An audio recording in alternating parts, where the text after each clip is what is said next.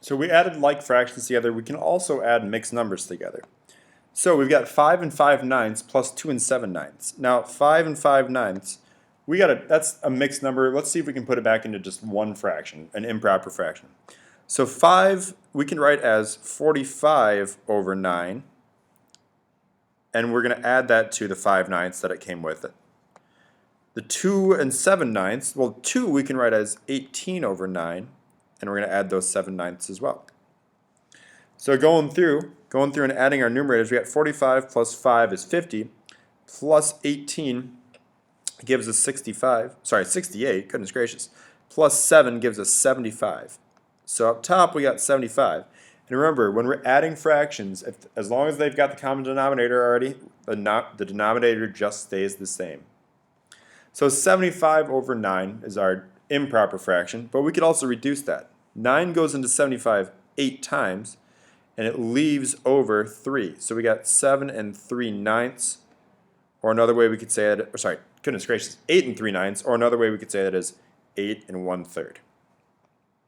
Now there is another way we can do this. I'm going to show you that down here as well. The way we could do it without having to convert everything to a fraction would be to add the whole number parts together, so add our integers together, and then add our fractions together.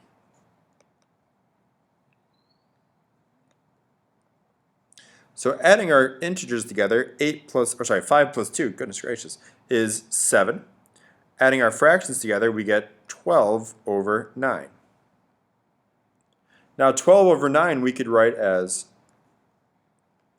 1 and 3 ninths, which when we add 7 and 1 and 3 ninths, that gives us 8 and 3 ninths, or as we reduced earlier, 8 and 1/3. So either way, you end up with 8 and 1/3.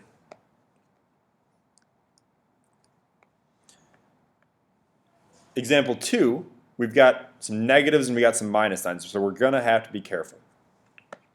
So we got negative 10 and 6/13, and we got minus 6 and 8/13. This one I'm going to say we probably should keep it in terms of fractions. So we've got negative, I'm going to write 10 as something out of 13. That's 130 out of 13. And we also have it being added to that 6 over 13. So we're going to keep that all together, minus, and then keeping this whole thing together, 6 over 13. Well, 6 times 13 gives us 78, so we have 78 over 13 plus 8 over 13.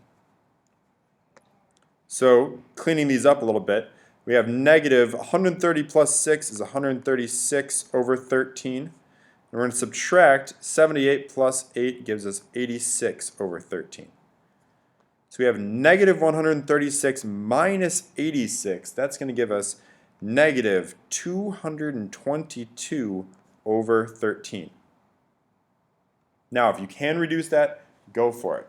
Let me check. I actually didn't double check to see if this one reduced.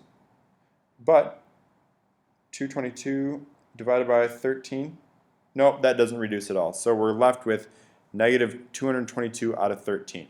Now we could write this as a mixed number as well. So 13 goes into 222 17 times, so it's negative 17, and 17 times 13 is 221, so we have remaining 1 over 13.